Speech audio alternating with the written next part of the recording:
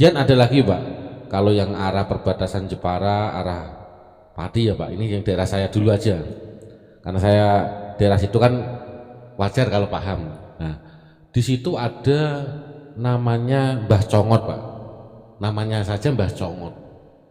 Mbah Congot itu jadi gini Pak, di tengah laut perbatasan Pati Jepara itu ada kayak gunungan tanah gitu loh Pak. Nah di situ memang diakui atau diyakini masyarakat sekitar Pati Jepara itu bahwasanya itu ada lokasi yang angker. Kalau nggak salah dulu pernah ada kejadian KM Levina tenggelam itu loh. Nah di daerah situ.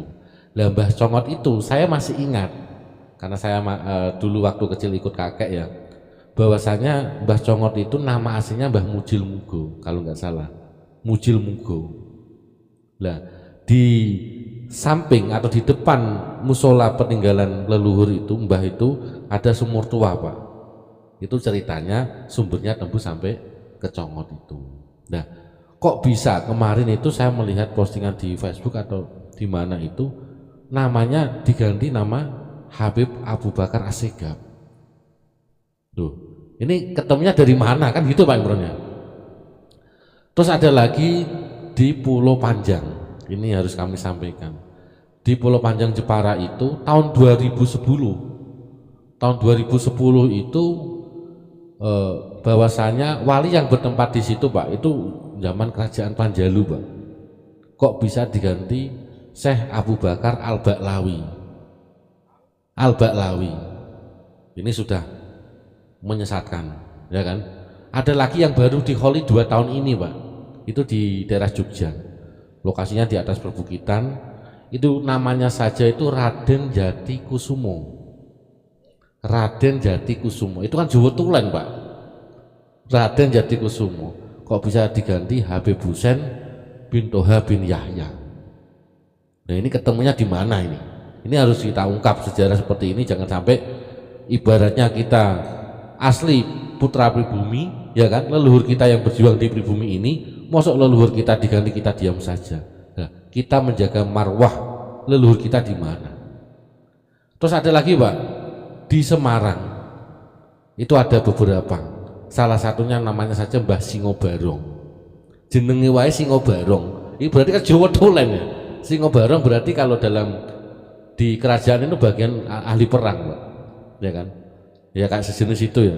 Kok bisa diganti namanya Habib Toha bin Yahya.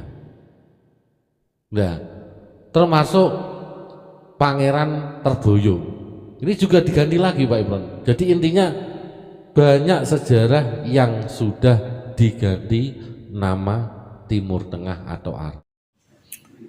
Assalamualaikum warahmatullahi wabarakatuh. Seluruh bangsa dan setanah air, jumpa lagi di channel Jagat Lup itu. Semoga dalam keadaan sehat, tak kurang satu apa, rahmat barokah salam Allah curahkan untuk kita semua. Terkait dengan banyaknya makam-makam yang disinyalir telah dibelokkan mengenai sejarah keberadaannya, terkait dengan tokoh-tokoh para alim, tokoh-tokoh kiai-kiai Nusantara yang tersebutlah di dalam sebuah pembicaraan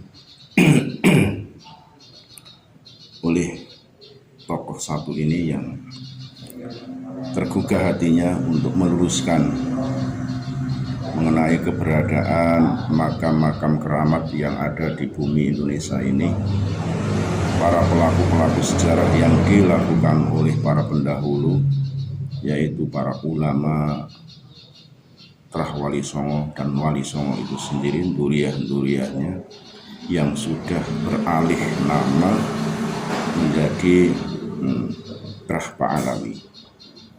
Ini yang disampaikan oleh seorang penggiat sejarah penelusuran baik di daerah-daerah yang sudah saat ini banyak sekali makam-makam yang beralih nama.